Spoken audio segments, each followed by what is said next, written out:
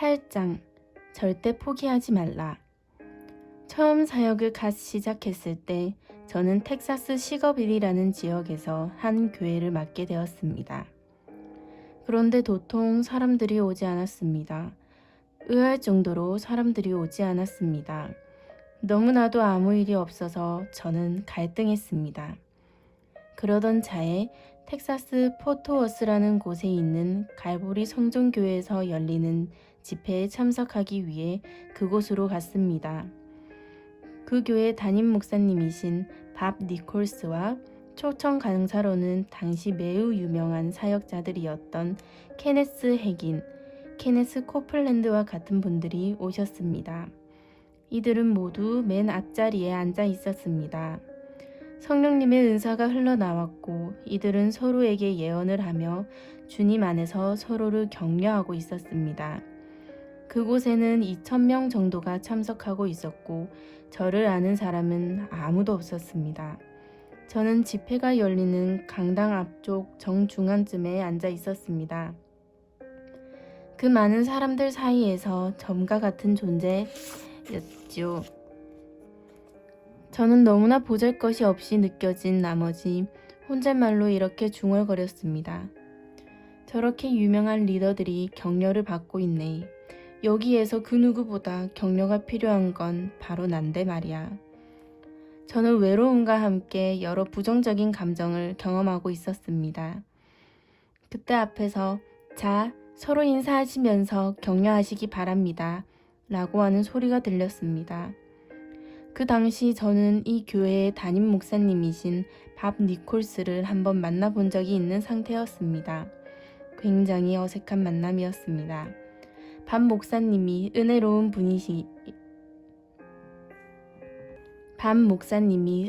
분위기에 그런 어색한 만남을 가지고서도 저를 좋아해 주셨을 뿐입니다.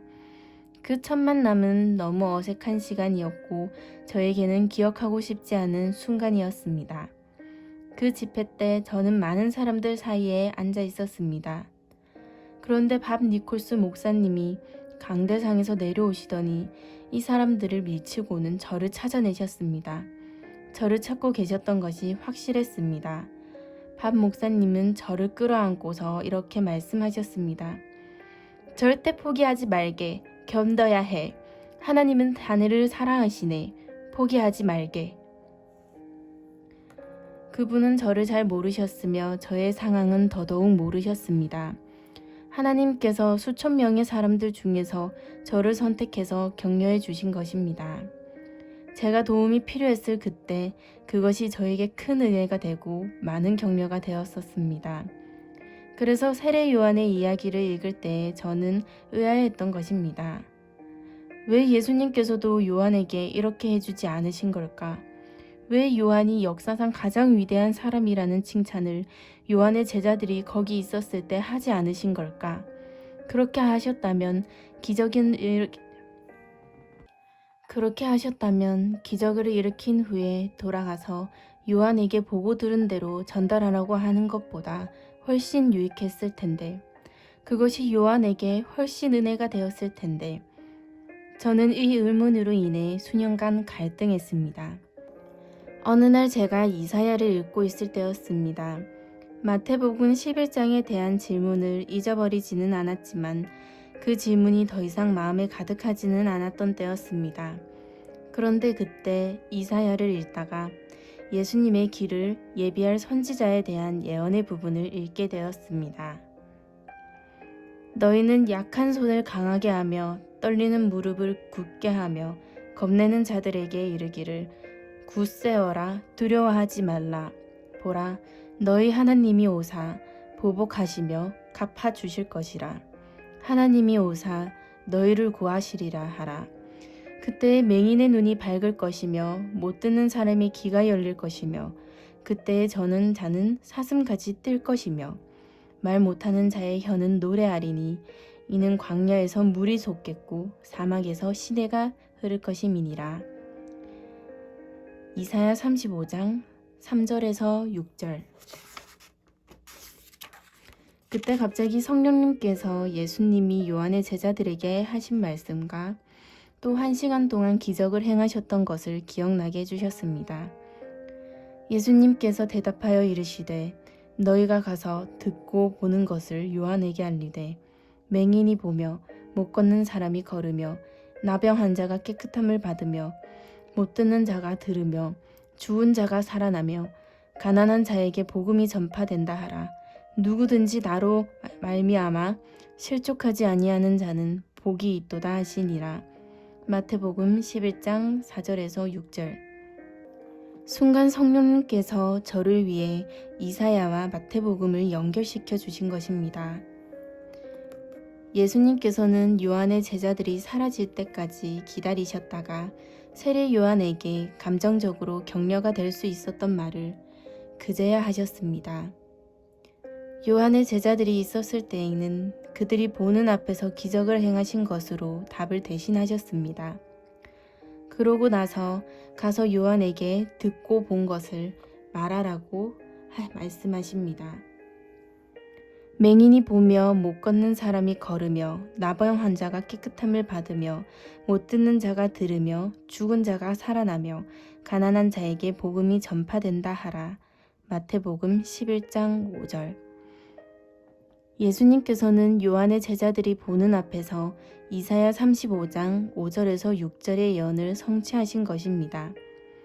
보지 못하는 눈을 열어주시고 귀머거리를 고쳐주시고 저른 바리를 걷게 해주시고 벙어리가 노래할 수 있게 해주신 것입니다. 예수님께서는 바로 이와 같은 기적을 행하신 후 요한의 제자들에게 그들이 목격한 것을 요한에게 가서 전하라고 하셨습니다. 메시아의 사역에 대하여 예언된 모든 것을 예수님께서는 1시간 내에 다 성취하신 것입니다. 그분은 여기에다가 죽은 자를 살리신 일까지 더하셔서 누구도 이것이 우연이라고 생각하지 못하도록 하셨습니다. 1시간 내에 예수님께서는 메시아가 할 것으로 예언된 모든 기적들을 행하시고 여기에 더하여 죽은 자를 살리시기까지 하신 것입니다. 그러고는 요한의 제자들에게 말씀하시기를 내가 한 모든 기적에 대해 전하고 믿기만 하면 복된 자가 될 것이라고 말하라고 하셨습니다. 믿기만 하십시오. 세례 요한은 말씀을 아는 자였습니다. 바리새인들이 그에게 와서 너는 누구냐?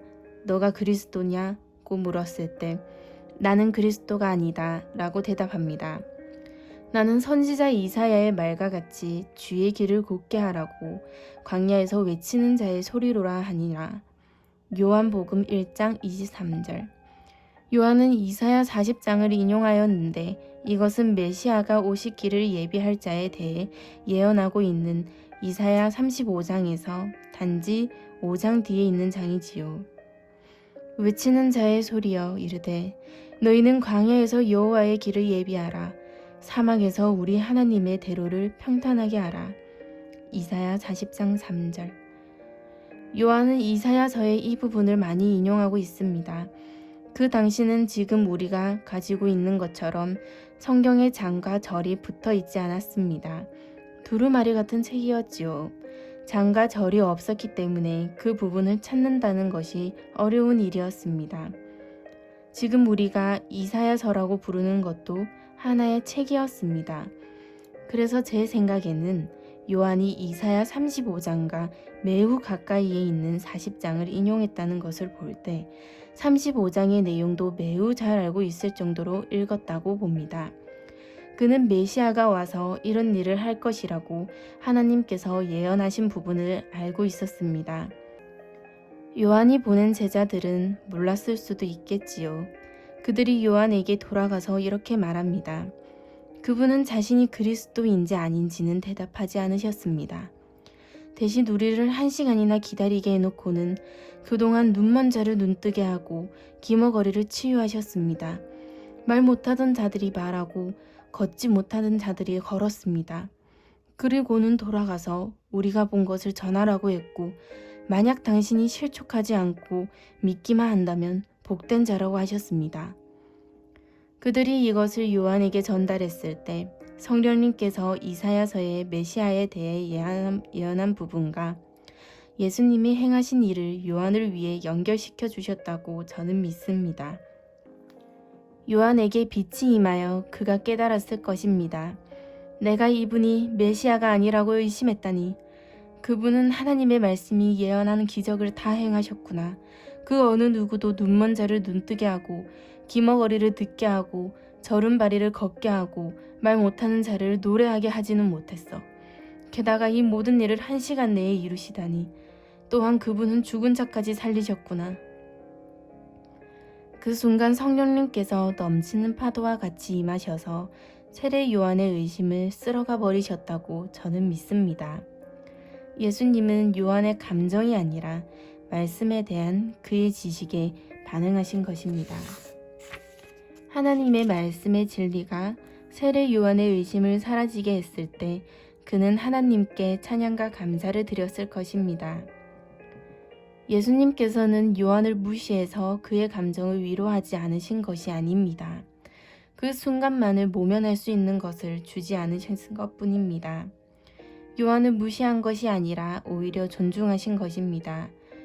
요한을 너무나 존중한 나머지 단순한 감정적 반응을 보이지 않으신 것입니다. 대신 요한이 다시 말씀으로 돌아갈 수 있도록 하셨습니다. 얼마나 놀랍습니까? 우리는 누군가 우리의 어깨를 감싸고 같이 울어주는 감정적 위로를 원합니다. 그것이 잠시 당신의 기분을 좋게 하거나 그 고비를 넘기게 할 수 있을지는 모르지만 길게 볼 때는 도움이 되지 않습니다. 사람들에게 동정심을 보이지 말라는 이 얘기가 아닙니다. 길게 볼 때 진리를 아는 것이 필요하다는 말씀입니다. 당신은 말씀을 붙잡아야 합니다. 믿음은 들음에서 나고 들음은 그리스도의 말씀에서 납니다. 하나님의 말씀은 성령의 검입니다. 그것으로 우울, 낙심, 절망과 싸우는 것입니다. 그런데 많은 사람들은 눈물을 짜면서 원하는 것은 하나님께서 자기들의 수준으로 떨어져서 정말 상황이 안 좋구나 라고 말씀하며 자기들을 도와주는 것입니다. 저희 친구 사역자 하나가 우리 단체의 사역자 세미나에서 강의하며 사람들을 격려하고 있었습니다. 낙심한 사람들을 불러내 그들을 위해 기도할 참이었습니다. 그때 앞으로 나온 한 부부가 있었는데 물어보지 않아도 얼마나 낙심했는지 알 수 있었습니다. 그들의 몸짓이 너무나 분명하게 말해주고 있었으니까요. 그들은 고개를 떨어뜨리고 울고 있었고 몹시 비참해 보였습니다. 이들이 제 친구 사역자 앞에 섰을 때 저의 친구가 그들을 보고 선포하였습니다. 주님이 말씀하십니다. 낙심치 말라. 내가 하느님이 아니었다면 모를까. 나는 하느님이지 않느냐. 이 말이 저에게는 격려가 되었습니다. 사실 정말 재밌는 말이라고 생각합니다. 그런데 그 부분은 별로 재밌어 하지 않았던 것 같습니다. 우리의 문제가 너무 심각해서 하나님께서도 어떻게 해결을 해야 하나 안절부절 못하신다고 생각하는 사람들이 진짜 있습니다. 그러나 사실은 당신을 괴롭히는 그 문제는 하나님께 아무것도 아니라는 것입니다. 그럼에도 불구하고 우리는 하나님께서 우리 수준으로 내려오셔서 우리와 함께 오시며 나도 알고 있단다. 정말 힘들었지? 나도 슬프구나. 라고 말씀하시길 원합니다. 그렇지만 그것은 사실이 아닙니다. 주님이 이미 이기셨습니다. 그분은 승리하신 분입니다. 당신이 낙심할 때 하느님께서 긍휼과 사랑을 보여주신다는 것을 부인하는 것이 아닙니다. 그러나 하나님은 그 문제보다 훨씬 크신 분이며 당신에게 동정심보다는 더 좋은 것을 많이 주실 수 있는 분입니다. 오늘은 당신의 감정을 위로할 수 있지만 내일이면 사라져서 또다시 감정적 위로를 구해야 하는 그런 것에 안주하지 마시고 하나님 말씀의 진리를 붙잡아야 합니다. 하고 싶든 하고 싶지 않든 지금 일어나 이렇게 선포하십시오. 나는 예수 그리스도 안에서 승리자이다. 내 감정이 어떻든 나는 상관하지 않는다. 사람들이 나에게 한 말, 나에게 일어난 일들, 이런 것들은 상관없다. 나는 다시 일어날 것이다. 나는 승리자이지 피해자가 아니다. 하나님의 말씀을 취해 당신의 상황에 적용하십시오. 우리 주 예수 그리스도로 말미암아 우리에게 승리를 주시는 하나님께 감사하노니. 고린도전서 15장 57절. 세상을 이기는 승리는 이것이니 우리의 믿음이니라. 요한일서 5장 4절. 말씀을 선포해서 자신을 세우십시오. 어떤 면에서 볼 때 예수님께서 세례 요한에게 바로 그렇게 하신 것입니다. 칭찬을 통한 격려를 주시는 대신 하나님께서 그를 사역으로 부르실 때 사용하셨던 그 예언을 생각나게 하셔서 다시 바른 길을 걷게 해주신 것입니다. 한때는 하나님의 말씀이 그를 움직였고 30년간 이 예언들이 그를 그 길에 집중할 수 있게 해주었습니다. 그런데 위기의 상황이 처하자 그가 말씀에서 눈을 떼어 그의 상황을 보기 시작한 것입니다. 그는 감옥에 있었고 곧 사형을 당하기로 되어 있었습니다. 그로 인해 요한은 낙심하게 된 것입니다. 베드로가 믿음의 주요 또 온전케 하시는 이이신 예수님을 바라볼 때 그는 물 위를 걸었습니다. 주님 외에 그 어느 누구도 하지 못했던 일을 한 것입니다.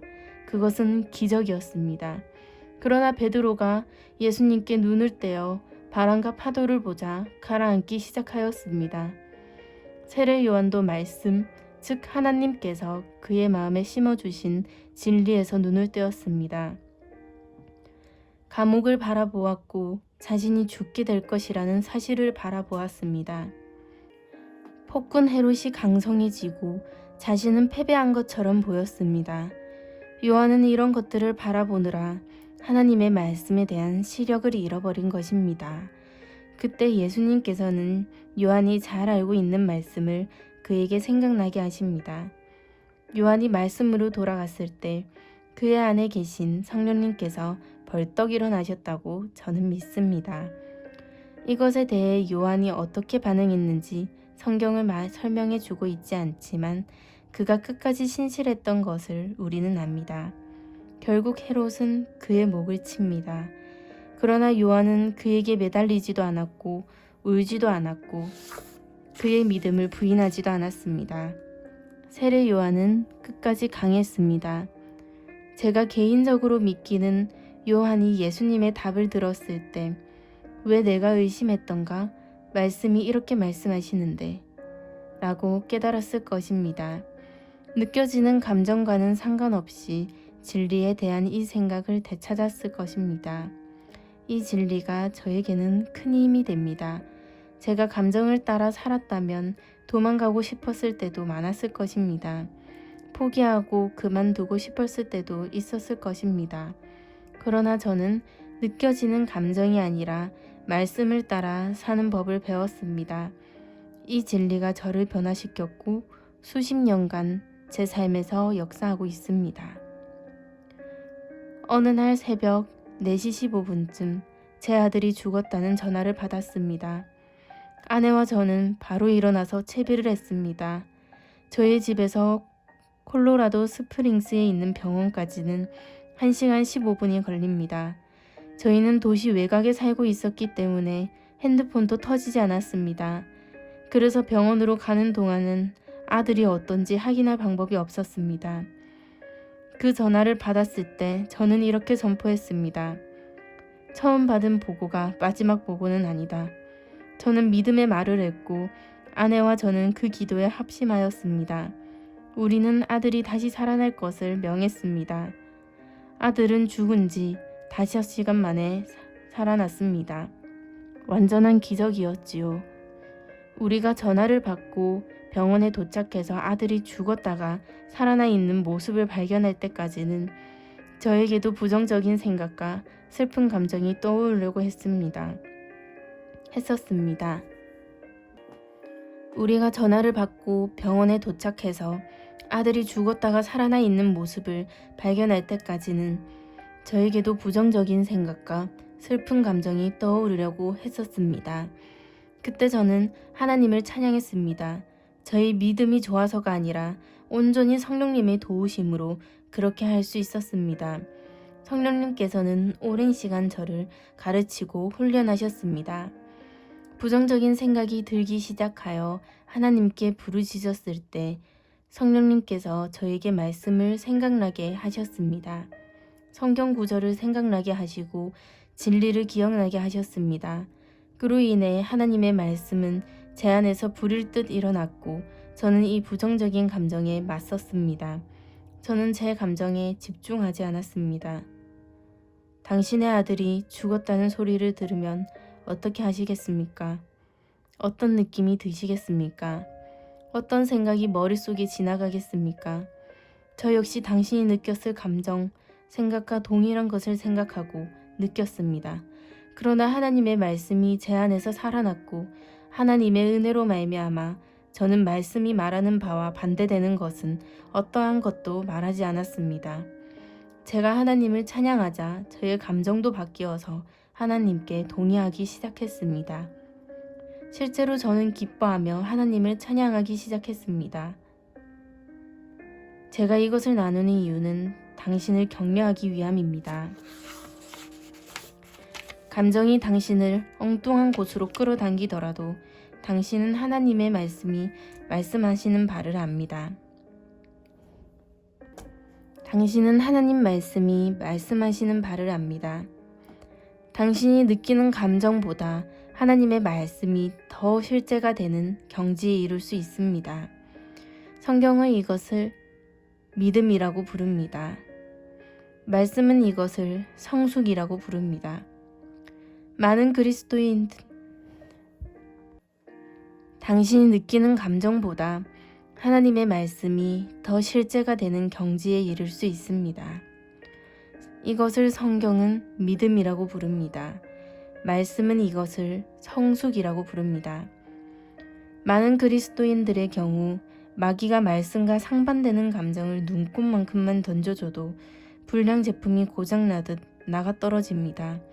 성경은 성령님께서 내주하시기에 우리가 사랑, 희락, 평안을 소유한다고 증거하고 있지만 이런 그리스도인은 누군가 별것도 아닌 한마디를 하면 바로 나가 떨어져 버립니다. 혹시 목사님과 복도에서 마주쳤는데 인사를 하지 않으시던가요? 당신은 이내 외면당하고 무시당한 기분을 느낍니다. 누가 당신에 대해 뭐라고 좀 하거나 또는 당신이 원하는 만큼 관심을 보여주지 않습니다. 무엇 때문에 그랬든 이제는 물고 있던 젖병을 내려놓고 철이 들어야 할 때입니다. 하나님의 말씀만이 우리 삶에 역사해야 한다는 것을 깨달아야 합니다. 당신도 위기 상황에 처해 세례 요한처럼 의심하고 있다면 어떻게 하시겠습니까? 주님께 감정적인 위로를 구하시겠습니까? 천사가 나타나 전기가 찌릿찌릿하고 등줄기가 오싹하길 바라시겠습니까? 누군가가 전화를 해서 너는 정말 최고야 라고 말해주길 바라시겠습니까? 이런 것들을 원하신다면 뭔가 잘못된 것입니다. 하나님의 말씀으로 가셔야 합니다. 하나님께서 하라고 하신 일을 하고 계십니까? 하나님께서 주신 약속이 있으십니까? 지금 가고 있는 그 길이 주님께서 인도하신 것입니까? 만약 그렇다면 하나님의 말씀을 취해서 믿음으로 서십시오. 당신의 감정이 중요한 것이 아니라 하나님께서 하라고 하신 일을 계속 하는 것이 중요합니다. 거기서 물러서지 마십시오. 하나님의 말씀이 절대 건세가 되는 그 경지에 이르게 되면 누가 뭐라 하든지 간에 당신은 물러서지 않게 될 것입니다. 당신이 이러한 태도를 갖게 되고 하나님의 말씀이 당신을 온전히 다스리게 되면 의심을 극복하게 될 것입니다. 믿음 안에서 걷게 될 것입니다. 믿음은 잘 느껴지지 않습니다. 담대함이란 느낌으로 오는 것이 아닙니다. 때로는 믿음의 은사 안에서 행하기도 하지만 제 인생에서 위대한 일들이 일어났을 때는 대부분 제가 믿음으로 도전했을 때입니다. 그때 저의 감정은 흔들렸지만 그래도 감정대로 행하기를 거절했습니다.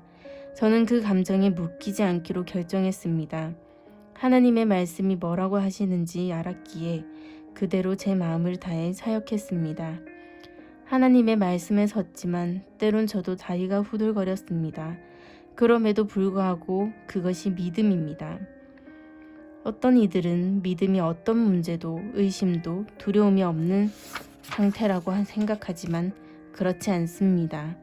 믿음은 그러한 것들을 거절하는 법을 배우는 것이며 하나님의 말씀 위에 서서 의심과 두려움이 당신을 조절하지 못하게 하는 것입니다.